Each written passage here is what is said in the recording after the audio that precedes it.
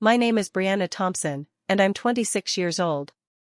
Standing in my parents' destroyed living room at 3 in the morning, surrounded by empty bottles, cigarette butts, and broken glass, I held the cleaning supplies my mother had just handed me while my brother Derek slept peacefully upstairs after his party. Red wine stained the white carpet, someone had burned holes in the expensive couch, and the family photos lay scattered across the floor like discarded memories. This was supposed to be Derek's celebration, his fresh start, but here I was again, cleaning up his mess while he got all the credit and none of the consequences.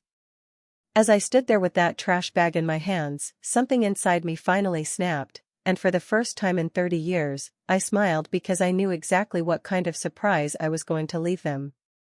Before we dive into this story, I'd love to know where you're watching from. Drop your location in the comments below, and don't forget to hit that like button if you've ever felt like the family cleanup crew. Make sure to subscribe because trust me, you're going to want to see how this family drama unfolds and what happens when the overlooked sister finally fights back. Growing up in the Thompson household meant living in Derek's shadow, and that shadow grew longer and darker with each passing year. While other families might have sibling rivalry, we had something far more toxic, a system where Derek could do absolutely no wrong, and I existed solely to make his life easier. When Derek turned 16, our parents surprised him with a brand new Honda Civic, complete with a red bow and a backyard party to celebrate. When my 16th birthday rolled around 6 months later, I received a congratulations card and the phone number for the local grocery store because building character through work was apparently more important than fairness. The pattern continued through high school and beyond. Derek got accepted to Northwestern University, a prestigious private school that cost our parents $60,000 per year. They proudly displayed his acceptance letter on the refrigerator and threw another party to celebrate their successful son.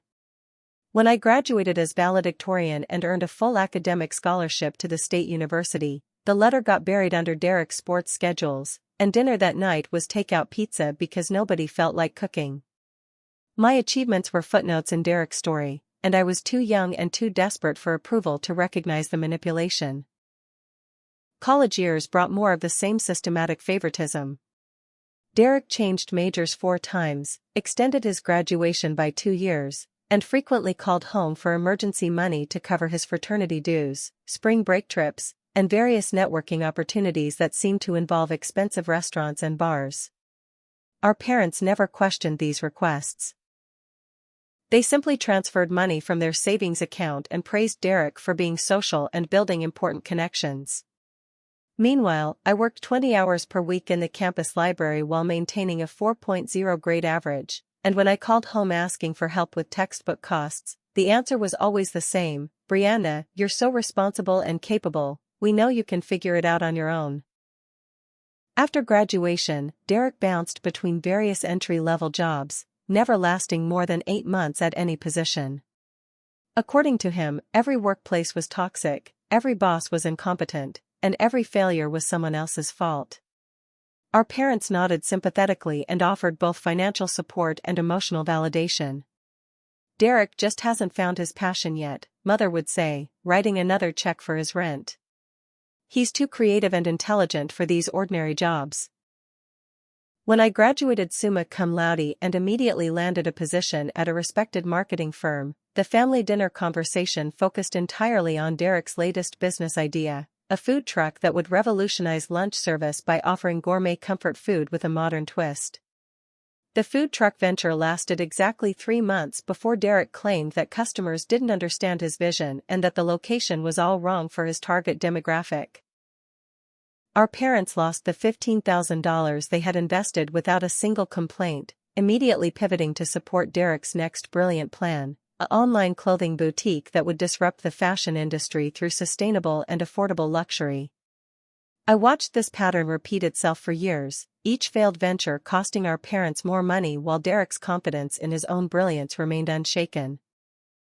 By the time Derek turned 30, he had accumulated gambling debts that he carefully hid from our parents, maxed out several credit cards, and faced eviction from his downtown apartment. Instead of tough love or accountability, our parents welcomed him back home with open arms, clearing out the guest bedroom and assuring him that family always supports family during difficult times. They even threw a small welcome home dinner party, complete with Derek's favorite lasagna and a chocolate cake that spelled out "Fresh Start" in blue frosting.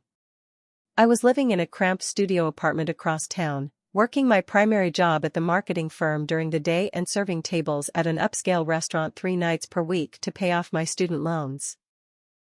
My parents had never offered to help with my educational debt, explaining that Derek needs more support because he's going through a rough patch, and you've always been so independent.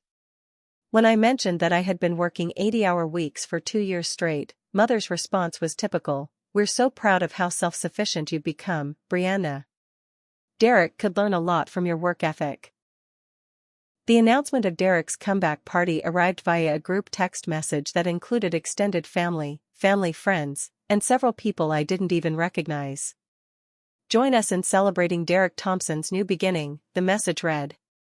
"After some challenging times, Derek is ready to take on the world again, and we want to honor his resilience and determination with a party that shows how much we believe in him." The message included our parents' address, a requested RSVP, and a note that light refreshments and entertainment would be provided. When I called to ask about the party details, Mother's enthusiasm was infectious but exhausting. "Oh Brianna, we're so excited about this. Derek has been working so hard on his personal growth and really deserves a celebration. We want to show him that his family believes in his potential and supports his journey. You'll help with the preparations, won't you? It would mean so much to Derek to know that his sister is behind him 100%. The question wasn't really a question, and we both knew it. In the Thompson family hierarchy, my participation in Derek's celebrations wasn't optional, it was expected, assumed, and absolutely required. What started as a simple request to help with decorations quickly snowballed into a comprehensive event planning nightmare that would have challenged a professional party coordinator. Mother's initial phone call came on a Tuesday morning while I was getting ready for work, her voice bright with the kind of forced cheerfulness that always preceded unreasonable requests. "Brianna, darling, I've been thinking about Derek's party, and I realize we need someone with your organizational skills to make sure everything goes smoothly. You're so much better at details than Derek and me. Could you possibly handle the decorations? Maybe some balloons and streamers, nothing too complicated." By Thursday, the decoration request had expanded to include catering coordination. "I know this is asking a lot," Mother continued during her second call, "but Derek mentioned that you know someone who works at that lovely catering company downtown. Could you possibly get quotes for appetizers and finger foods? We're expecting about 50 people, and Derek really wants to make a good impression on some potential business partners who might be attending. This could be such an important networking opportunity for him." Friday brought the revelation that I would also be responsible for serving drinks and managing the kitchen during the party. Derek's girlfriend Tiffany offered to help, Mother explained, but she's never been to one of our family gatherings before, and she might feel overwhelmed by meeting so many new people. "You know how these events can be, and you're so good at multitasking. Derek would be mortified if anything went wrong in front of his friends and potential investors." The weekend phone calls introduced additional responsibilities, coordinating parking arrangements, setting up entertainment systems, managing RSVPs, and creating a guest welcome area. Each conversation followed the same pattern. Mother would present the new requirement as if it were a small, logical addition to what I was already doing, followed by effusive praise for my capabilities and subtle reminders of family loyalty. "You're the only one we can count on for something this important, Brianna. Derek's whole future might depend on making the right impression at this party." Derek's contribution to the party planning process consisted entirely of providing a guest list that seemed to include every questionable character he had met in the past 5 years. The names ranged from former co-workers who had been fired for various infractions to gambling buddies with criminal records to women with complicated relationship statuses. When I expressed concern about some of the guests to Mother, her response was dismissive and slightly irritated. "Derek knows what he's doing, and these are his friends. We need to trust his judgment and support his social circle. You're being overly cautious, Brianna." Father's involvement in the planning process was limited to occasional pronouncements about expense management and periodic reminders that Derek deserves our full support during this transition period. When I presented the growing list of party expenses and suggested that Derek contribute financially to his own celebration, Father's reaction was swift and condescending. "Brianna, you're being dramatic and unrealistic. Derek is rebuilding his life right now, and asking him to pay for his own support party would defeat the entire purpose. Family means making sacrifices for each other, and sometimes that means putting someone else's needs before your own temporary inconvenience." The most infuriating discovery came during a family dinner 2 weeks before the party, when I learned that I was expected to cover half of the total party expenses through a family contribution that nobody had discussed with me in advance. Mother presented this information as if it were obvious and already agreed upon. "We've calculated the total costs, and with your contribution and ours, we can give Derek the celebration he deserves. You make good money at that marketing job, and this is for your brother's future success. Surely you can see how important this investment is for the entire family." Derek's new girlfriend Tiffany proved to be another source of frustration and humiliation. She treated me like hired help from our first meeting, speaking to me in the condescending tone typically reserved for service workers and making demands disguised as polite requests. "Brianna, sweetie, could you make sure the music playlist includes more contemporary hits? Derek and I prefer something more sophisticated than whatever your parents usually play at their little gatherings. Also, the appetizer selection seems a bit pedestrian. Maybe you could upgrade to something more impressive for Derek's business contacts." My boyfriend Marcus watched this entire process with growing concern and occasional outright anger. "Brianna, this is insane," he said after witnessing a particularly demanding phone call from Mother. "You're planning, paying for, and working at a party that's supposedly honoring your brother while he contributes absolutely nothing. They're treating you like an employee, not a family member.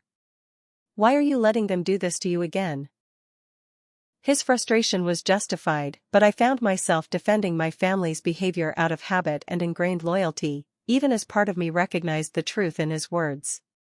The final insult came 3 days before the party, during a family gathering at a local restaurant where our parents were introducing Tiffany to extended relatives. As cousins, aunts, and uncles complimented the party preparations, Mother and Father beamed with pride while giving Derek complete credit for the planning and organization. "Derek has such wonderful attention to detail," Mother gushed to Aunt Carol. "He's been working so hard to make sure every aspect of this celebration is perfect. It really shows his growth and maturity." Derek accepted the praise graciously, adding embellishments about his vision for the event and his commitment to bringing people together. I sat at that restaurant table, listening to my brother receive credit for weeks of work that I had done while paying for the privilege, and something fundamental shifted inside me. The familiar patterns of resentment and acceptance suddenly felt unbearable, and for the first time in my life, I began to seriously consider what it might look like to stop participating in my own exploitation. The party was still 3 days away, but I could already see exactly how it would unfold. Derek would be celebrated and praised while I worked in the background, cleaning up messes and serving drinks to people who didn't even know my name. Party night arrived with the kind of crisp October weather that should have made for a perfect celebration, but instead became the backdrop for the most degrading evening of my adult life. I showed up at my parents' house 2 hours early to begin setting up, while Derek spent the afternoon at a spa with Tiffany, getting couples massages and professional manicures because they needed to look perfect for such an important evening. By the time the first guests arrived at 7, I had transformed the house into an elegant party venue, complete with string lights, carefully arranged appetizer stations, and a bar area that would have impressed any event coordinator. The guest list turned out to be even more problematic than I had anticipated. Derek's friends arrived in waves of loud conversation, inappropriate clothing, and barely concealed hostility toward anything that resembled structure or respect.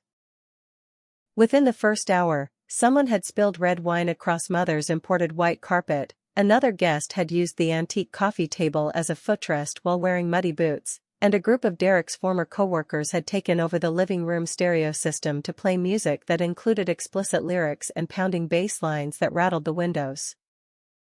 My role for the evening was apparently to function as a combination server, cleaner, and general problem solver while Derek held court in the center of the room, accepting congratulations and telling exaggerated stories about his future business prospects.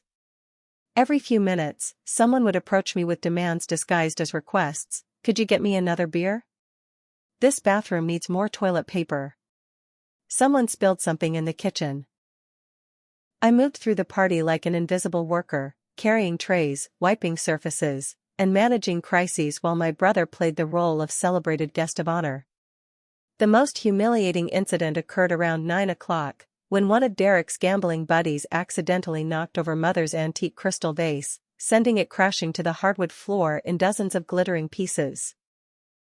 The vase had belonged to my grandmother and held deep sentimental value for our family, but Derek's reaction was casual laughter and a dismissive wave of his hand. "Don't worry about it, man. It's just a vase. Mom has plenty of decorations." When I began collecting the broken pieces, Derek actually complained that I was making a scene and embarrassing his guest over an accident. Mother and father's reaction to the destruction was equally infuriating. Instead of holding Derek or his friend accountable, they spent 10 minutes reassuring the guilty party that accidents happen and that material objects aren't as important as friendship. When I suggested that perhaps Derek's friend should offer to replace the valuable antique, Father actually scolded me for being petty and materialistic at a time when we should be focused on celebration and family unity. Throughout the evening, I overheard multiple conversations where our parents praised Derek's transformation and growth to relatives and family friends. "Derek has really found himself," Father told Uncle Jim while I served them drinks. "He's developed such maturity and business acumen over the past few months. We're so proud of his resilience and determination to succeed." Mother echoed these sentiments to anyone who would listen, describing Derek's natural leadership abilities and innovative thinking as if his string of failures and current unemployment were actually evidence of entrepreneurial genius. The ultimate betrayal came when Derek decided to give an impromptu speech thanking everyone for their support and friendship. Standing on a chair in the middle of the living room, with a beer in one hand and his other arm around Tiffany, he began talking about how much the party meant to him and how grateful he was for all the hard work and dedication that had gone into making the evening special. "I want to thank my amazing parents for believing in me," he said, raising his beer toward Mother and Father. "And I want to thank my incredible girlfriend Tiffany for inspiring me to be better every day." The speech continued for several minutes, with Derek taking credit for the decorations, the food selection, and even the guest coordination that had required weeks of my time and energy. He described his vision for bringing people together and his attention to detail in creating the perfect atmosphere for celebration and networking. Not once did he mention my name or acknowledge any of the work I had done to make his party possible. The guests applauded enthusiastically, and several people approached Derek afterward to compliment his planning skills and organizational abilities. Tiffany's behavior throughout the evening was consistently condescending and demanding. She treated me like hired help, snapping her fingers to get my attention and making requests that sounded more like orders than polite asks. "Brianna, these appetizers are getting cold. Could you refresh the warming trays?" "Brianna, someone spilled wine on the patio.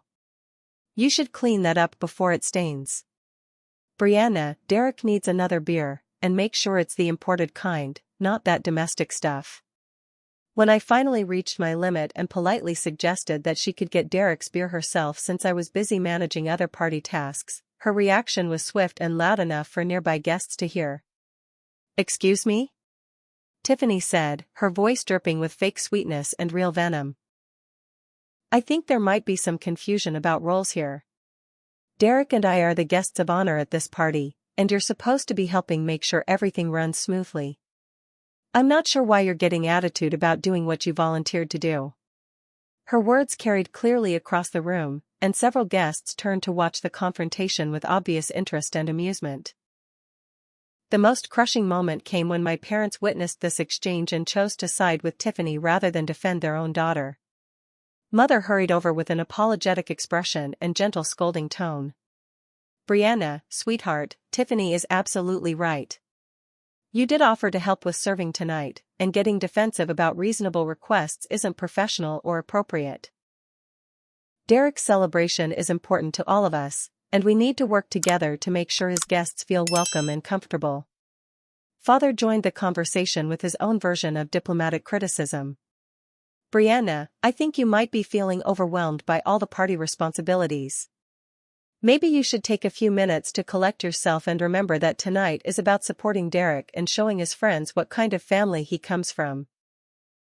Tiffany and Derek deserve our best efforts, not attitude and resistance. The final blow of the evening came around 11:30, when Derek stood up again to make another announcement that would change everything about how I saw my place in the family hierarchy. With Tiffany's hand in his and a huge smile spread across his face, he called for everyone's attention and began speaking in the voice of someone about to share wonderful news. Everyone, I have something incredible to share with you tonight. This party has been even more special than I imagined because it's become the perfect setting for the next chapter of my life. Derek paused for dramatic effect, looking around the room at faces filled with anticipation and alcohol-fueled enthusiasm. Tiffany and I are engaged, he announced, holding up her hand to display a diamond ring that must have cost more money than I made in 3 months. She said yes this afternoon, and I couldn't think of a better way to celebrate our future together than surrounded by all the people who matter most to us. This party isn't just about my new beginning anymore, it's about our new beginning as a couple. The room erupted in congratulations, champagne toasts, and emotional hugs as our parents cried tears of joy and immediately began discussing wedding plans and engagement celebrations. Mother grabbed Tiffany in a tearful embrace, gushing about gaining a daughter and planning the perfect wedding ceremony. Father shook Derek's hand with obvious pride, talking about the importance of finding the right partner and building a strong foundation for the future. Extended family members surrounded the newly engaged couple, offering advice, blessings, and promises of support for whatever came next. I stood in that crowded room, holding a tray of empty glasses and watching my parents celebrate Derek's engagement to a woman who had spent the entire evening treating me like domestic help, and the full weight of 30 years of systematic favoritism finally settled on my shoulders like a crushing burden I could no longer carry. The party officially ended around 2 in the morning, but the cleanup nightmare that followed would last until dawn and change the trajectory of my relationship with my family forever. As the last guest stumbled out the front door, laughing loudly and leaving behind a trail of cigarette butts, empty bottles, and food stains, Derek and Tiffany made their way upstairs without so much as a backward glance at the destruction they were abandoning. "Thanks for an amazing night, everyone," Derek called over his shoulder as he headed to his childhood bedroom. "This was absolutely perfect, and we'll remember this celebration for the rest of our lives." Mother and father followed the happy couple partway up the stairs, still glowing with excitement over the surprise engagement and already deep in planning mode for the upcoming wedding festivities. "We'll start looking at venues this weekend," Mother was saying, her voice fading as they reached the second-floor landing. "June would be perfect for an outdoor ceremony, and we'll want to book the photographer early because the good ones get reserved so quickly." Father's response was equally enthusiastic, something about calling the family attorney to discuss trust fund adjustments and inheritance planning for Derek's new married status. Then, as suddenly as if someone had thrown a switch, the house fell silent except for the sound of footsteps overhead and the low murmur of Derek and Tiffany's voices filtering through the bedroom ceiling. I stood alone in the center of what looked like a disaster zone, surrounded by evidence of a party that had spiraled completely out of control while I worked like an unpaid servant to keep it functioning. Red wine stained the white carpet in multiple locations, cigarette burns dotted the expensive leather sofa, and someone had ground food into the hardwood floors with such determination that cleaning it would require professional intervention. The coffee table that had served as a makeshift dance platform was now scratched and wobbly. The dining room chairs were scattered throughout the house in various states of damage, and the kitchen looked like the aftermath of a food fight between drunk adults who had never learned basic respect for other people's property. Broken glass glittered in corners where careless guests had dropped bottles and walked away, and the smell of spilled alcohol and cigarette smoke had soaked into every fabric surface in the house.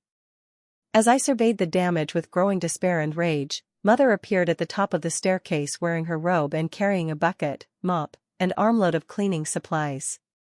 She descended slowly, carefully, like someone delivering bad news to a person who already knows what's coming. "Brianna, sweetheart," she said in the artificially gentle tone that always preceded unreasonable requests, "I know this is asking a lot, but Derek and Tiffany are exhausted from all the excitement, and your father and I need to get some sleep before church tomorrow morning. Could you possibly handle the cleanup tonight? I'd feel terrible leaving this mess until tomorrow, and you're so much more efficient at this kind of thing than the rest of us." The cleaning supplies hit the floor at my feet with a hollow thud that seemed to echo through the empty house like a funeral bell. Mother's smile was tired but expectant, the expression of someone who has never doubted that her request will be fulfilled regardless of how unreasonable it might be. "I'll leave some coffee for you in the kitchen," she continued, "and there are garbage bags under the sink. Derek mentioned that some of his friends might have gotten a little carried away tonight, but I'm sure you can get everything back to normal by morning. You're such a perfectionist when it comes to cleaning, and I know you'll make everything beautiful again." With that, she kissed my forehead like I was still a child being given a simple chore, whispered goodnight, and disappeared back up the stairs to join Father in their comfortable bedroom while Derek and Tiffany settled into their romantic post-engagement bliss just down the hall. The sound of their bedroom door closing felt like the final seal on my tomb, trapping me alone with the wreckage of Derek's celebration and the crushing realization that my role in this family had never been more clear or more humiliating. I picked up the mop with hands that were shaking from exhaustion and suppressed rage, and that's when I saw them. Family photographs scattered across the floor near the entertainment center, where someone had knocked over an entire display shelf during the evening's festivities. But these weren't random party casualties. Someone had deliberately gone through our family photo collection and destroyed specific images while leaving others untouched. Every picture that featured my achievements, graduations, awards, or proud moments had been ripped, stepped on, or torn in half, while photos of Derek remained mysteriously unscathed. My high school valedictorian photo lay in pieces near the couch, my college graduation picture had been crumpled into a ball and tossed behind the television, and the framed certificate from my first promotion at the marketing firm was face down under a pile of cigarette butts and beer caps. Someone had taken the time during Derek's party to systematically target and destroy the visual evidence of my accomplishments while carefully preserving every trace of Derek's supposed successes. The discovery sent me upstairs to investigate my old bedroom, which Mother had mentioned was now being used as storage space since Derek needed the larger guest room for his recovery process. What I found there completed the picture of deliberate destruction and theft that had occurred under the cover of party chaos. My childhood desk had been ransacked, drawers pulled out and contents scattered across the floor. Personal items that held sentimental value, jewelry that belonged to me, and even some old savings bonds that I had stored there for safekeeping had vanished completely. Books that I had treasured since childhood were now missing pages, torn covers, or obscene drawings scrawled across meaningful passages. My diploma from college, which I had stored in a protective frame in the closet, had been removed from its frame and used as scratch paper for phone numbers and crude messages. Even my old stuffed animals, which had survived 30 years of love and care, showed signs of deliberate vandalism. Cut fur, missing eyes, and stuffing pulled out and scattered like confetti. As I stood in that violated space, holding the remains of my childhood treasures and trying to process the calculated cruelty of what Derek's friends had done with his obvious knowledge and approval, I heard voices filtering through the heating vents from my parents' bedroom directly below. Mother and Father were still awake, lying in their comfortable bed while I cleaned up Derek's mess, and their conversation made my blood run cold with its casual dismissal of my welfare and enthusiastic planning for Derek's continued financial support. "We'll need to adjust the savings account allocations," Father was saying, his voice clear enough through the old house's thin walls that I could hear every word. "Derek's wedding will be expensive, and we want to give them the best possible start. I'm thinking we could reallocate some of the money we had set aside for Brianna's future. She's so independent and capable that she probably won't need family financial support the way Derek and Tiffany will." Mother's response was immediate and agreeable. "That makes perfect sense, Robert. Brianna has always been self-sufficient, and Derek is just now finding his footing. A wedding fund would be such a wonderful gift for them, and we could even help with a down payment on a house afterward. Young couples need so much support these days, and we're in a position to really make a difference in Derek's future happiness and success.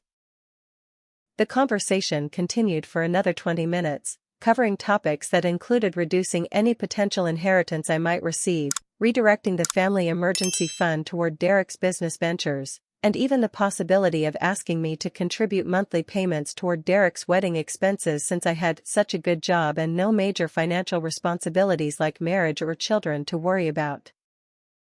I sat on the floor of my destroyed childhood bedroom, listening to my parents plan my financial future without my input or consent, and 30 years of accumulated resentment finally crystallized into something sharp and clear and absolutely unstoppable. But along with the anger came something else. A memory that I had pushed aside for years, a piece of information about Derek that I had helped him bury because I thought family loyalty meant protecting him from the consequences of his own actions. 5 years ago, Derek had been fired from his job at Morrison Financial Services for embezzling money from client accounts.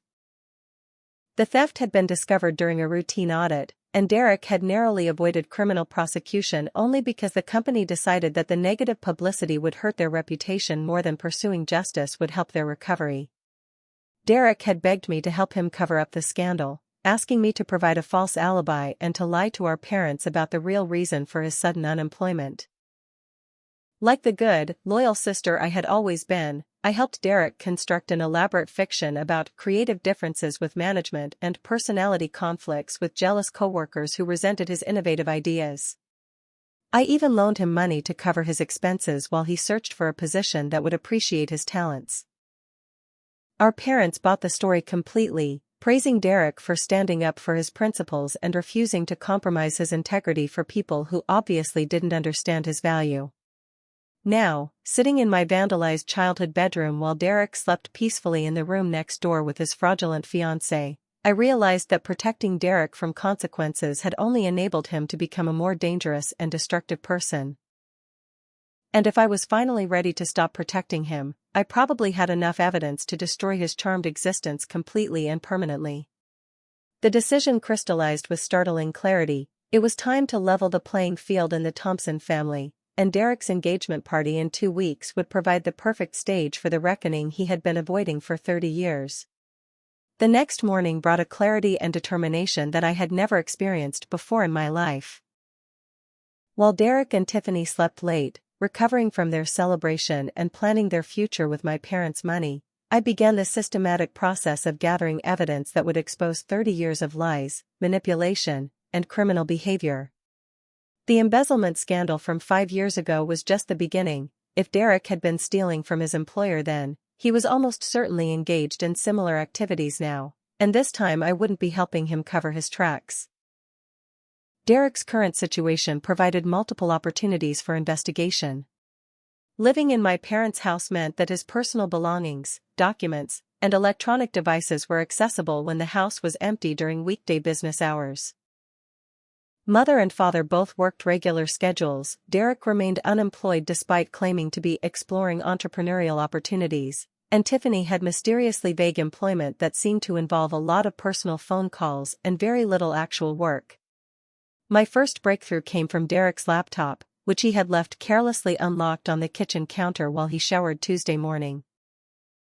Years of being the responsible sister who helped with family computer problems had given me Derek's passwords, and his security habits hadn't improved since high school.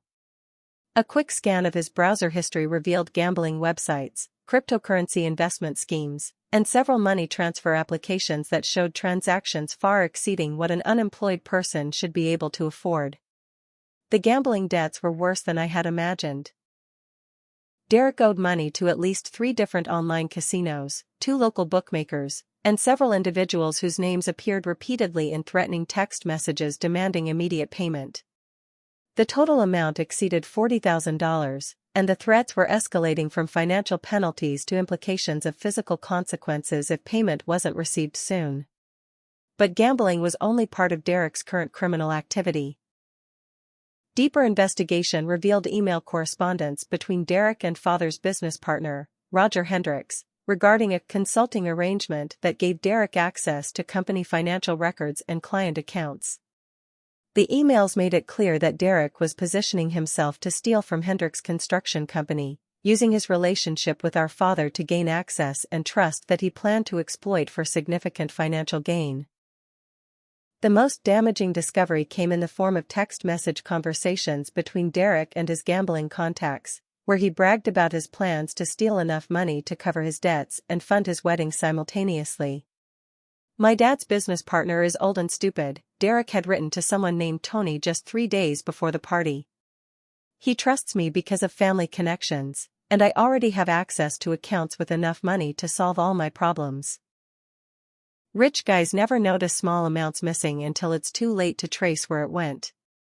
Evidence of Derek's relationship with Tiffany proved equally revealing and considerably more complicated than anyone in our family realized. Social media investigation revealed that Tiffany Martinez was actually Tiffany Williams, a married woman whose husband lived in Phoenix and apparently had no idea that his wife was engaged to someone else in another state. Her Facebook profile, which Derek had never seen because she had given him false information about her social media presence, included recent photos with her actual husband and children from their vacation just 2 weeks earlier. The investigation into Tiffany's background revealed a pattern of fraudulent relationships and financial scams targeting emotionally vulnerable men with family money. Derek wasn't her first victim. Court records showed that she had been involved in similar schemes in Arizona, Nevada, and California, always finding men who were desperate for validation and had access to family resources that could be exploited for short-term financial gain. Text message conversations between Derek and his friends provided the final piece of evidence I needed to destroy his reputation permanently. The group chat labeled Brothers Forever included detailed discussions of Derek's plans to milk the family for everything they're worth before disappearing with Tiffany and their stolen money. The messages revealed Derek's complete contempt for our parents, his amusement at my willingness to serve as unpaid labor, and his plans to forge documents that would give him access to family assets that legally belonged to other people. "Brianna is such an idiot," Derek had written in a message dated just 4 hours before his party. "She pays for my celebration, cleans up my messes, and actually thinks I'm grateful for her help. Mom and Dad are almost as stupid, but at least they have money I can use. Once I clean out the business accounts and disappear with Tiffany, they can figure out for themselves how much their golden boy really loved them." The group chat also revealed Derek's knowledge and approval of his friend's destruction of my personal belongings during the party. "Make sure you trash anything that makes Brianna look good," he had instructed them before the guests arrived. "Photos, awards, anything that reminds my parents that she exists. Tonight is about me, and I don't want any distractions from my success story." Reading those messages felt like being punched in the stomach repeatedly while someone explained exactly how they planned to kill you, but they also provided the motivation I needed to proceed with a plan that would destroy Derek's life as systematically as he had been destroying mine. The evidence was comprehensive, documented, and absolutely damning, but timing and presentation would be crucial for achieving maximum impact. Derek's engagement party was scheduled for Saturday evening, 2 weeks after his comeback celebration, and the guest list included everyone whose opinion mattered to my parents, extended family, business associates, church friends, and social connections that had taken decades to cultivate. The party would be held at an upscale country club, with professional catering, formal invitations, and speeches from family members about Derek's bright future and wonderful character. But this time, Derek wouldn't be controlling the narrative or receiving unearned praise for fictional achievements. This time, someone would be presenting the truth about Derek Thompson's character, and that someone would be his previously silent, overlooked, perpetually exploited sister who had finally decided that protecting Derek from consequences was destroying what remained of our family's integrity. The plan that began forming in my mind was comprehensive, devastating, and absolutely justified by 30 years of abuse and exploitation. Derek wanted a celebration that would impress his friends and validate his sense of superiority. Instead, he was going to get a reckoning that would expose him as the criminal, liar, and parasite he had always been. Planning Derek's destruction required the same meticulous attention to detail that I had always brought to family events, but this time the careful coordination would serve my purposes instead of enabling his continued exploitation. The engagement party provided the perfect venue for maximum humiliation, a formal setting with our entire extended social network present to witness Derek's exposure as a fraud, criminal, and manipulator who had been preying on family loyalty for decades. The country club venue seated 200 guests, and Mother had spared no expense in creating an elegant celebration worthy of announcing Derek's engagement to our social circle. Formal invitations had been sent to business associates, church members, extended family, and longtime friends, all of whom would arrive expecting to celebrate young love and support Derek's continued success. Instead, they would witness the systematic dismantling of every lie Derek had ever told about his character, achievements, and future prospects. My first step involved contacting Morrison Financial Services, Derek's former employer where the embezzlement had occurred 5 years earlier. The company's current CFO, Janet Morrison, remembered the case clearly and was extremely interested to learn that Derek Thompson was once again working in a position that gave him access to business financial accounts. "We've always regretted not pursuing criminal charges," she explained during our phone conversation. "Derek's theft cost our company significant money and damaged our reputation with clients who trusted us to protect their investments. If he's engaging in similar behavior elsewhere, we'd be happy to provide evidence and testimony." Contact with Tiffany's actual husband in Phoenix proved equally productive and significantly more shocking than I had anticipated. Marcus Williams was not only unaware of his wife's engagement to Derek but was also in the process of searching for her after she had emptied their joint bank accounts and disappeared with their children 3 months earlier. "I've been looking for Tiffany since July," he explained, his voice heavy with exhaustion and frustration. "She took $60,000 from our savings and checking accounts, canceled our children's school enrollment, and left a note saying she needed time to find herself and would be in touch when she was ready." Marcus's willingness to attend Derek's engagement party and confront his missing wife provided an element of drama that would perfectly complement the financial evidence I had gathered. His presence would not only expose Tiffany's fraudulent relationship with Derek but would also reveal her pattern of abandoning families after stealing their resources, adding another layer of criminality to the evening's revelations. Roger Hendricks, father's business partner, proved surprisingly receptive to my concerns about Derek's access to company accounts and financial records. "I've been worried about giving Derek so much responsibility," he admitted during our coffee shop meeting. "Your father vouched for his character, but Derek's questions about account procedures and client information have seemed unusual. He's been asking for access to areas that aren't related to his supposed consulting work." Roger agreed to attend the engagement party with documented evidence of Derek's unauthorized account access and suspicious financial inquiries. He also promised to have company security review all recent transactions and account activities to determine whether Derek had already begun stealing from Hendricks Construction Company. The family attorney, Benjamin Foster, provided perhaps the most damaging evidence of Derek's criminal intentions. Foster had been contacted by Derek 2 weeks earlier with questions about changing father's will, accessing trust fund assets, and transferring property ownership without proper legal procedures. "Derek claimed he was asking on your father's behalf," Foster explained, "but the requests were highly irregular and potentially fraudulent. When I insisted on speaking with Robert directly, Derek became evasive and canceled our appointment."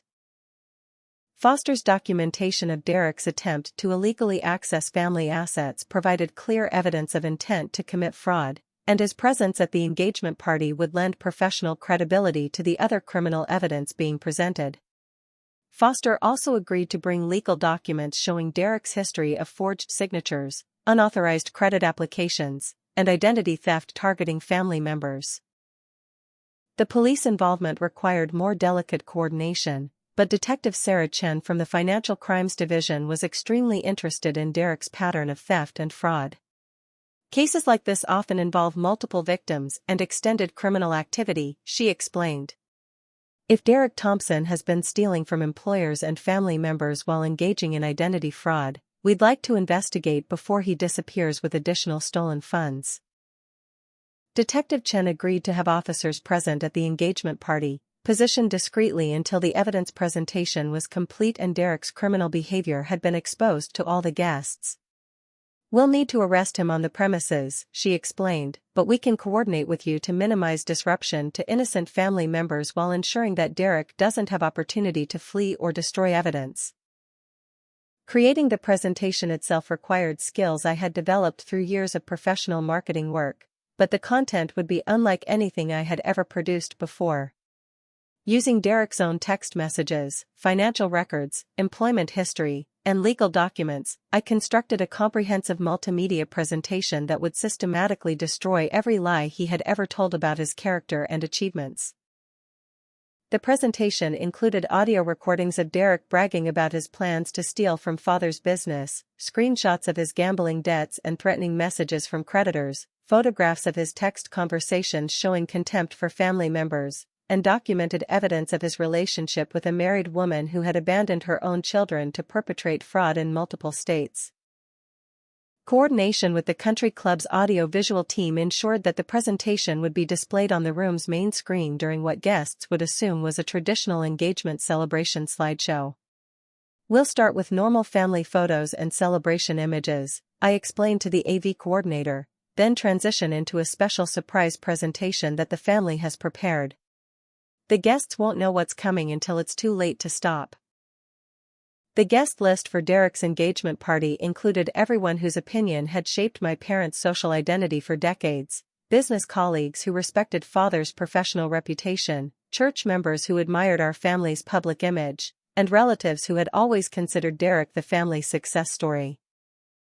Their presence would ensure that Derek's exposure reached every corner of our social network, permanently destroying the fiction that he was anything other than a criminal who had been exploiting family loyalty for personal gain. But perhaps the most satisfying aspect of the plan was its perfect justice. Derek had always received unearned credit for achievements that others had accomplished, so now he would receive appropriate consequences for crimes that he had actually committed. After 30 years of being overlooked, undervalued, and exploited, I was finally going to receive the recognition I deserved as the person who exposed Derek's criminal behavior and protected our family from further exploitation. The engagement party was 6 days away, and Derek had no idea that his sister had stopped protecting him from the consequences of his actions. His comfortable existence as the cherished family manipulator was about to end in the most public and humiliating way possible, and for the first time in my adult life, I was looking forward to a family gathering. The 2 weeks between Derek's comeback party and his engagement celebration brought an escalation of family manipulation that would have been laughable if it weren't so psychologically devastating. Having successfully convinced our parents that I was the ideal unpaid event coordinator, Derek and Mother began treating me like a professional party planner whose services were available on demand for any occasion they deemed worthy of celebration. The first indication of what was coming arrived via Mother's phone call on Monday morning, just 3 days after I had spent an entire night cleaning up Derek's party mess while he slept peacefully upstairs. "Brianna, sweetheart," Mother began, her voice bubbling with excitement and barely concealed expectation, "Derek and Tiffany have decided they want a formal engagement party at the country club, and we're hoping you'll coordinate the arrangements like you did for the comeback celebration. You're so talented at event planning, and Derek specifically requested that you handle all the details because he trusts your judgment and organizational skills." The request was actually a demand disguised as flattery, and both Mother and I understood the subtext. Refusing to coordinate Derek's engagement party would be interpreted as family disloyalty and selfishness that proved I didn't support my brother's happiness. "The guest list will be larger this time," Mother continued, "probably around 200 people, and we want everything to be absolutely perfect for such an important milestone. Derek's business associates will be attending, along with Tiffany's family from out of state, so this party will represent our family's reputation and values." Derek's direct involvement in the planning process consisted primarily of increasing demands and decreasing gratitude for the work being done on his behalf. "I want this party to be classier than anything we've done before," he informed me during a family dinner where his opinions were solicited and mine were ignored. "Tiffany comes from a sophisticated family, and her relatives are used to high-end events. I need you to make sure everything looks expensive and impressive, because this party is going to be about showing people who Derek Thompson really is.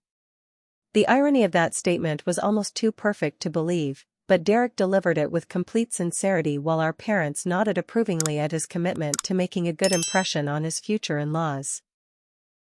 Derek has such high standards, Father added, and it's wonderful to see him taking pride in his family's reputation and wanting to present our best image to Tiffany's relatives.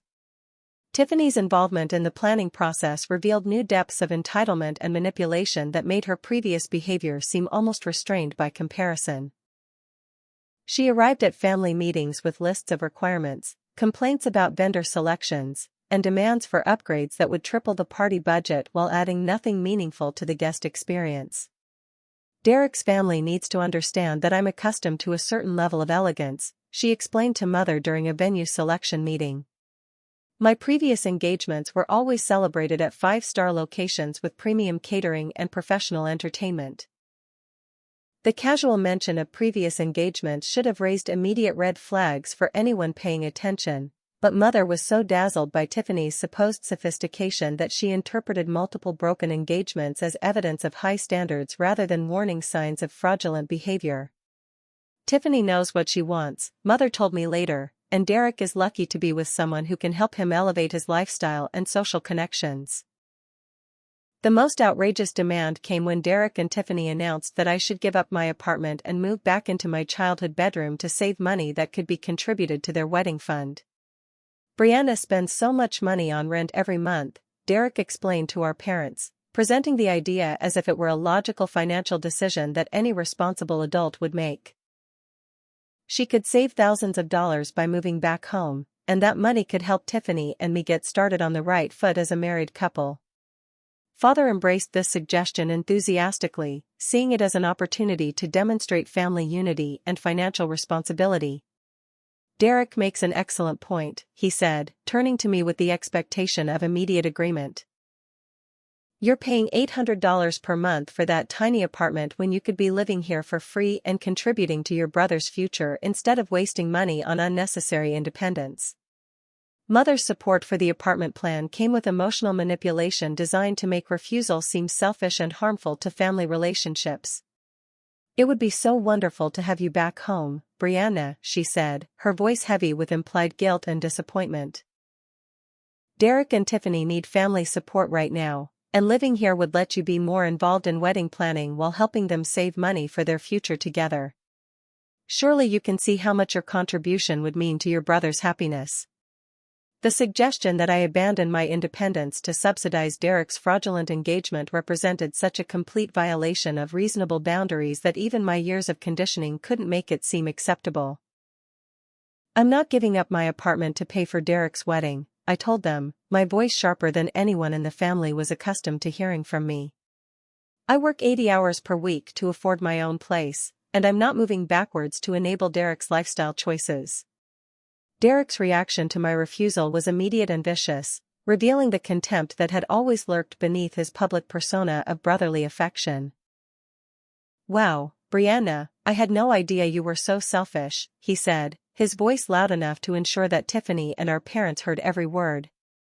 I've always supported your decisions, even when they weren't the smartest choices, and now when I ask for one small favor to help with the most important event of my life, you're too greedy to contribute to your own brother's happiness. Tiffany joined Derek's attack with her own version of psychological manipulation, speaking in the tone of someone delivering helpful criticism rather than cruel judgment. I have to say, Brianna, this reaction is pretty disappointing. In my family, siblings support each other through major life transitions. Derek has been nothing but kind and supportive to you, and refusing to help him when he's starting a marriage seems pretty petty and vindictive. Father's response to my refusal revealed the extent to which Derek's version of reality had replaced objective assessment of family dynamics. Brianna, I'm honestly surprised by your attitude, he said, his disappointment obvious and painful. Derek has always been generous with his time and energy when you needed help, and this kind of selfishness doesn't reflect the values we've tried to instill in our children. Marriage is a sacred commitment that deserves family support, not obstacles created by financial greed. The most crushing blow came when Mother pulled me aside after Derek and Tiffany left for their romantic dinner celebration, her voice heavy with the kind of maternal disappointment that cuts deeper than any external criticism. "Brianna, I love you very much, but I need you to think carefully about the kind of person you're becoming," she said, her words delivered with the gentle tone that made them impossible to dismiss or argue against.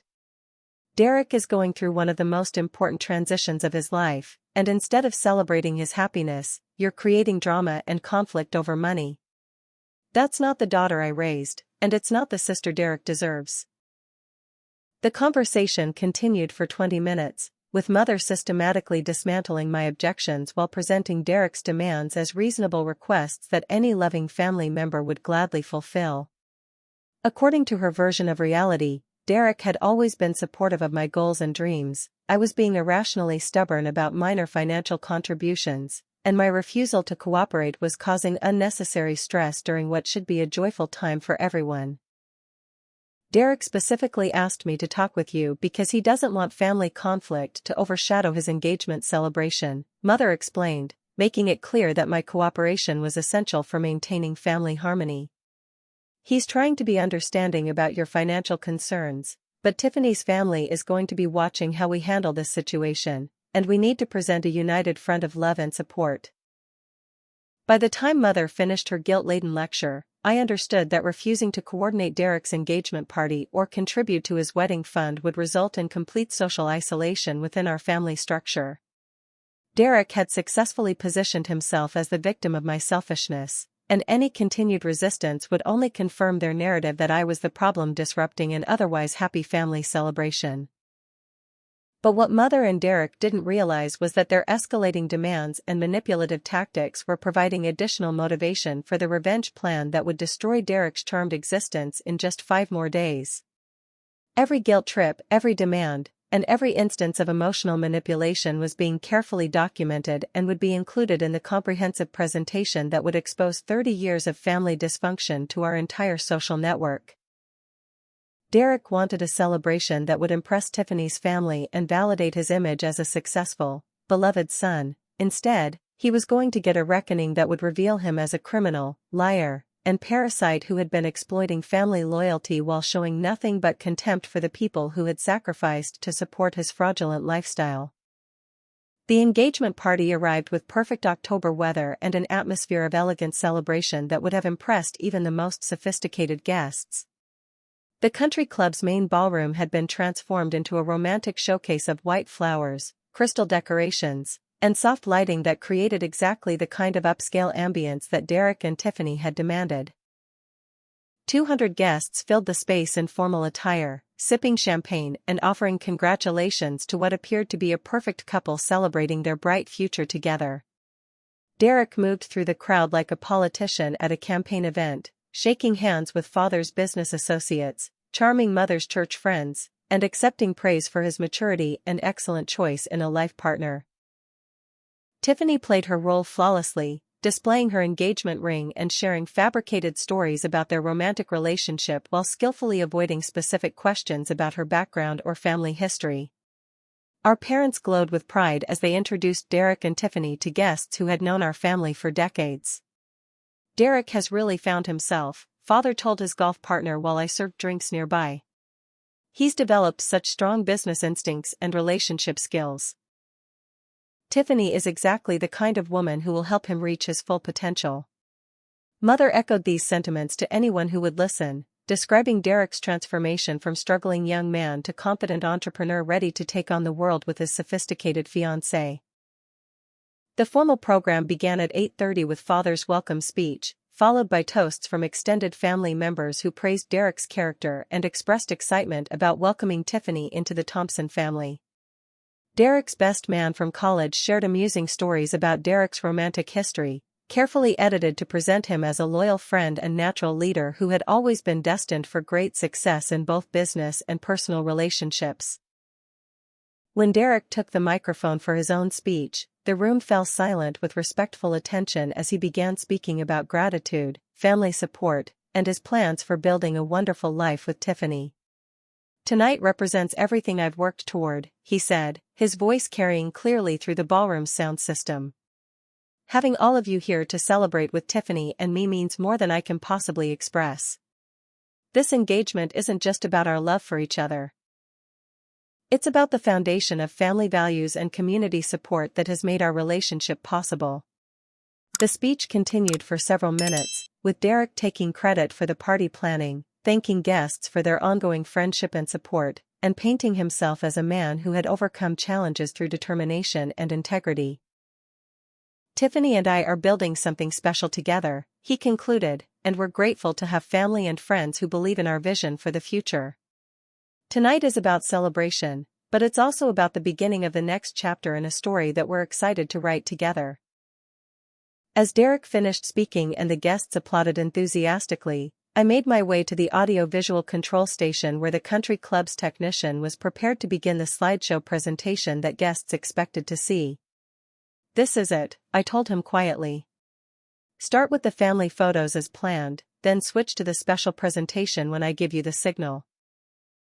The slideshow began innocently enough, displaying childhood photos of Derek and me, family vacation pictures, and images from various celebrations and milestones that painted a picture of happy family relationships and normal sibling bonds.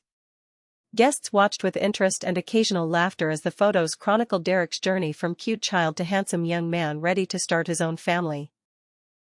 Then, at exactly 9:15, I nodded to the technician and the presentation shifted to material that no one in the room was expecting to see. The first slide displayed Derek's text messages about planning to milk the family for everything they're worth, followed by screenshots of his conversations with gambling contacts and criminal associates who had helped him plan various theft schemes. The room's atmosphere changed instantly from celebration to confusion as guests tried to process what they were seeing on the large screens positioned throughout the ballroom. "What is this?" someone called out, but Derek was still standing near the microphone, frozen in shock as his own words appeared in large font for everyone to read. The presentation continued with financial documents showing Derek's gambling debts, evidence of his embezzlement history, and recorded conversations where he bragged about exploiting family relationships for personal gain. "Brianna is such an idiot," his voice played clearly through the sound system. "She pays for my celebration, cleans up my messes, and actually thinks I'm grateful for her help." Derek finally found his voice and began shouting for someone to stop the presentation, but the audio-visual equipment was locked and could only be controlled from the technician's position near the back of the room. "This is fake," Derek yelled, his composure completely destroyed as guests stared at documented evidence of his criminal behavior. "Someone is trying to sabotage my engagement." But the presentation was far from finished. The next series of slides revealed Tiffany's true identity as a married woman named Tiffany Williams who had abandoned her husband and children in Phoenix after stealing their life savings. Photos of her real family appeared on screen, including recent images from social media showing her with her actual husband and the children she had deserted to pursue her fraudulent relationship with Derek. At that moment, Marcus Williams stepped forward from his position near the back of the room, where he had been waiting for the perfect opportunity to confront his missing wife. "Hello, Tiffany," he said, his voice carrying clearly through the silent ballroom. "I've been looking for you since July. Our children would like to know when their mother is coming home." Tiffany's reaction was immediate and desperate, her carefully constructed persona crumbling as she faced the husband she had betrayed and the room full of witnesses to her fraud. "Marcus, I can explain," she began, but her voice was drowned out by Derek's furious shouting and the growing murmur of shocked conversation among guests who were struggling to process the rapidly unfolding drama. The presentation continued with evidence of Derek's plans to steal from father's business, including recorded conversations with Roger Hendricks about unauthorized account access and fraudulent consulting arrangements. Roger stood up from his table near the front of the room, his face grim with professional disappointment and personal betrayal. "Derek Thompson no longer has any association with Hendricks Construction Company," he announced to the room. "As of tonight, he is permanently banned from our premises and will face criminal prosecution if he attempts any further contact with our business." The final portion of the presentation revealed Derek's attempt to illegally access family trust funds and inheritance assets, complete with documentation from the family attorney showing forged signatures and fraudulent identity claims. Benjamin Foster stepped forward to confirm the authenticity of the legal documents and to announce that formal charges had been filed against Derek for attempted fraud and identity theft.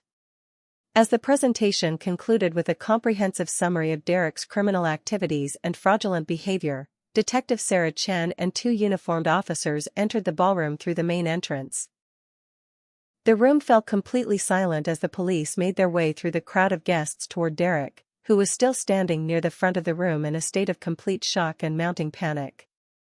"Derek Thompson," Detective Chen said, her voice calm and professional as she approached the man who minutes earlier had been the celebrated guest of honor, "You're under arrest for embezzlement, fraud, identity theft, and conspiracy to commit theft. You have the right to remain silent." Derek's arrest in front of 200 guests who had come to celebrate his engagement represented the complete destruction of every lie he had ever told about his character, achievements, and future prospects. As the police led him away in handcuffs, Tiffany attempted to flee through a side exit but was intercepted by Marcus Williams and additional officers who had been positioned throughout the venue.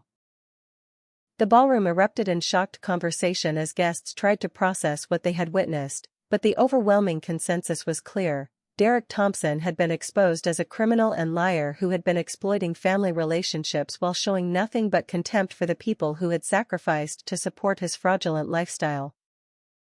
Mother and father stood near their table in a state of complete devastation, forced to confront 30 years of enabling behavior that had protected Derek from consequences while allowing him to become an increasingly dangerous and destructive person. The elegant engagement party that was supposed to celebrate Derek's bright future had instead become the stage for his complete and permanent downfall. The aftermath of Derek's arrest unfolded like a carefully orchestrated symphony of justice that had been 30 years in the making. As the police cars disappeared into the night with Derek and Tiffany in custody, the country club ballroom remained filled with guests who struggled to process the complete destruction of everything they thought they knew about the Thompson family's golden child. Extended family members who had witnessed Derek's arrest began approaching me with expressions of shock, support, and long overdue recognition of the family dynamics they had previously ignored or misunderstood. Aunt Carol, who had praised Derek's maturity and business acumen just hours earlier, now shook her head in disbelief while offering apologies for years of overlooking obvious warning signs. "Brianna, I had no idea how bad things had gotten," she said, her voice heavy with regret. "We should have seen what Derek was doing to this family, and we should have supported you instead of enabling his behavior." Cousin Jennifer, who had always treated Derek like a celebrity at family gatherings, expressed similar sentiments while acknowledging the courage required to expose such systematic manipulation and abuse. "What you did tonight must have been incredibly difficult," she said, "but Derek needed to face consequences for his actions, and our family needed to see the truth about what was really happening. You saved everyone from years of additional exploitation and theft." Father's business associates responded with professional relief and personal gratitude for the prevention of significant financial losses. Roger Hendricks spent 20 minutes explaining to other guests how Derek's access to company accounts could have resulted in massive theft that would have destroyed decades of business relationships and professional reputation. "Brianna saved our company from criminal exploitation," he announced to anyone who would listen. Derek had already begun the process of stealing from client accounts, and if this hadn't been exposed tonight, we could have lost everything. The country club manager, initially concerned about the disruption to their elegant venue, eventually expressed admiration for the precision and effectiveness of the evidence presentation. "In 30 years of hosting events," he told me as staff began cleaning up the disrupted celebration, "I've never seen anything so thoroughly documented and professionally executed. You turned what could have been chaos into a clear demonstration of justice being served." Mother and father's immediate reaction was devastation mixed with denial, as they struggled to reconcile 30 years of cherished beliefs about Derek's character with the overwhelming evidence of his criminal behavior and contempt for family relationships. Mother spent the first hour after Derek's arrest insisting that there must be some mistake, that the evidence had been fabricated, and that Derek's criminal associates had somehow forced him into illegal activities against his will. Derek isn't capable of this kind of cruelty, Mother kept repeating, her voice breaking with each word. He's made mistakes, but he's not a criminal or a liar. Someone must have manipulated him or threatened him into these situations. Father's response was equally resistant to reality, focusing on potential legal defenses and family loyalty rather than acknowledging Derek's deliberate choices and systematic exploitation of family relationships. The conversation that finally broke through their denial occurred 3 days after Derek's arrest, when Detective Chen provided a comprehensive briefing on the scope of Derek's criminal activities and the evidence that had been gathered through multiple law enforcement agencies. Derek Thompson has been engaged in criminal behavior for at least 7 years, Detective Chen explained, presenting documentation that included theft from previous employers, identity fraud targeting family members, and conspiracy with known criminals to commit additional thefts. The evidence shows that Derek has stolen approximately $200,000 from various sources over the past 5 years, Detective Chen continued, and he was in the process of planning thefts that would have totaled another $300,000 before he disappeared with Tiffany Williams. Your daughter's intervention prevented significant additional crimes and protected multiple potential victims. The revelation that Derek had been systematically stealing from family accounts, forging signatures on legal documents, and planning to disappear with $500,000 in stolen money finally forced mother and father to confront the reality of their son's character. The Derek they had loved and supported was a fiction. The real Derek was a criminal who had viewed his family as marks to be exploited rather than loved ones deserving respect and honesty. Father's business survived Derek's attempted theft, but the emotional damage to family relationships required months of painful conversations and professional counseling to begin healing. Mother struggled with depression and guilt over her role in enabling Derek's behavior, while father faced the professional embarrassment of having vouched for someone who had tried to steal from his business partners. 6 months after Derek's arrest and conviction on multiple felony charges, I made the decision to relocate to Portland, where I had been offered a senior position at a marketing firm that specialized in nonprofit organizations and community development projects. The job represented not just career advancement but also the opportunity to build a life completely separate from the toxic family dynamics that had defined my first 30 years. The moving process revealed how little I actually wanted to take with me from my old life. Most of my belongings held memories of family dysfunction, exploitation, or the exhausting effort required to maintain relationships with people who had never valued my contributions or respected my boundaries. I donated furniture, gave away books, and threw away anything that reminded me of the years I had spent serving as Derek's unpaid support system. Mother made several attempts at reconciliation during my final weeks in town, but her version of healing involved my forgiveness and forgetting rather than genuine accountability or behavior change. Derek is in prison, and the family has been through enough trauma, she would say, presenting my continued anger as evidence of vindictiveness rather than justified response to decades of abuse. We need to focus on moving forward together and rebuilding our relationships without holding grudges about the past. My response to these reconciliation attempts was consistent and non-negotiable. I would consider rebuilding family relationships when mother and father demonstrated genuine understanding of how their favoritism had enabled Derek's criminal behavior and when they showed concrete changes in how they treated family members differently based on gender, achievement, and willingness to serve others without reciprocation. The new life I built in Portland exceeded my expectations for personal happiness and professional fulfillment. My work with nonprofit organizations allowed me to use my organizational skills and marketing experience to support causes that actually mattered, rather than propping up fraudulent family members who viewed my efforts as entitlements rather than gifts. I developed friendships with people who valued honesty, reciprocity, and mutual respect in their relationships. My relationship with Marcus, the boyfriend who had supported me through Derek's exposure and arrest, deepened into something built on equality and genuine partnership rather than the manipulation and exploitation that had characterized my family relationships. We moved in together after 8 months, sharing household responsibilities, financial obligations, and decision-making in ways that felt revolutionary after 30 years of serving as Derek's unpaid assistant. Derek's letters from prison arrived sporadically for the first year after his conviction, each one following the same pattern of self-pity, blame shifting, and demands for family loyalty that had defined his entire adult life. He claimed that his actions had been misunderstood, that his criminal associates had forced him into illegal activities, and that my exposure of his behavior had been motivated by jealousy and vindictiveness rather than justice and family protection. The letters eventually stopped arriving, but news about Derek's situation occasionally filtered back through extended family members who maintained contact with mother and father. Derek's marriage to Tiffany had been annulled when her previous marriage was discovered, his appeals of his criminal convictions had been unsuccessful, and his attempts to manipulate other inmates and prison staff had resulted in additional disciplinary actions that extended his incarceration. 2 years after leaving town, I received a phone call from mother on the anniversary of Derek's engagement party disaster, her voice tentative and uncertain as she attempted to bridge the gap that had grown between us. "Brianna, I've been thinking about everything that happened, and I want you to know that I'm starting to understand some of the things you tried to tell us about Derek's behavior," she said, the admission clearly difficult and incomplete.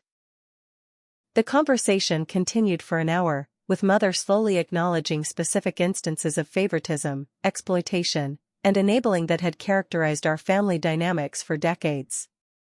She was beginning to see how Derek's charm and manipulation had blinded her to his criminal behavior, and how my willingness to serve without complaint had made me an easy target for systematic abuse.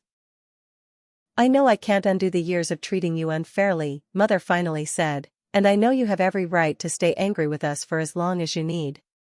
But I want you to know that Derek's actions opened my eyes to things I should have seen much earlier, and I'm trying to become a better person and a better mother than I was during those years." The apology was imperfect and incomplete, but it represented genuine progress toward accountability that I had never expected to receive. Mother's acknowledgement that Derek's behavior had been criminal and that my exposure of his crimes had protected innocent people marked a fundamental shift in how she understood family relationships and personal responsibility. My response to mother's attempted reconciliation was cautious but not entirely closed to the possibility of future relationship repair.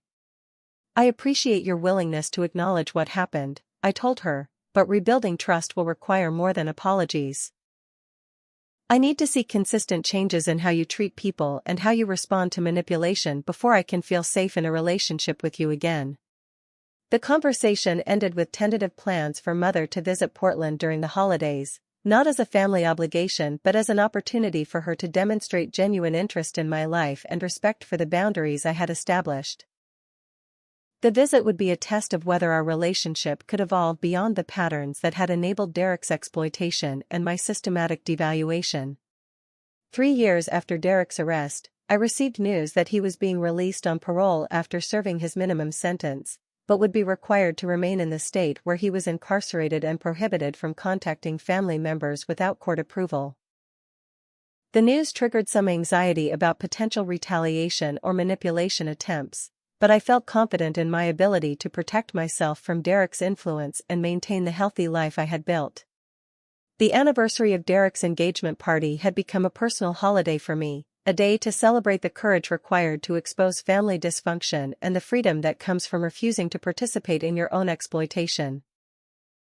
Each year, I would spend the evening reflecting on how much my life had improved since choosing justice over family loyalty, truth over comfortable fiction, and my own well-being over other people's expectations. The lesson that emerged from 30 years of family dysfunction and one night of perfect revenge was simple but profound. Real family relationships are built on mutual respect, honest communication, and shared responsibility rather than systematic exploitation disguised as love. Sometimes the most loving thing you can do for your family is refuse to enable their destructive behavior, even when that refusal results in temporary pain and permanent change. Derek had spent his entire life believing that charm and manipulation could substitute for character and integrity, but consequences had finally caught up with him in the most public and humiliating way possible. The golden child who had never faced accountability for his actions learned that criminal behavior eventually results in criminal consequences, regardless of family protection and social privilege. As I built my new life in Portland, surrounded by people who valued honesty and treated relationships as partnerships rather than opportunities for exploitation, I often thought about the person I might have become if I had continued enabling Derek's behavior and accepting my role as the family servant. The revenge that destroyed Derek's charmed existence had actually been an act of liberation that saved both of us from a toxic dynamic that was destroying our capacity for authentic human connection. The surprise I had left for my parents that night wasn't just Derek's exposure and arrest. It was the demonstration that their overlooked daughter possessed the intelligence, courage, and determination to protect herself and innocent people from a dangerous criminal who happened to share our last name. Sometimes the best cleanup job is removing toxic people from your life permanently, and sometimes the most loving thing you can do is show your family who you really are when you stop pretending that their dysfunction is acceptable. Have you ever been the responsible one in your family who always cleaned up everyone else's messes? I'd love to hear your stories in the comments below about times when you finally stood up to family members who took advantage of your kindness. Don't forget to hit that like button if you think Derek got exactly what he deserved, and make sure to subscribe for more stories about family drama and the satisfying moment when justice finally gets served.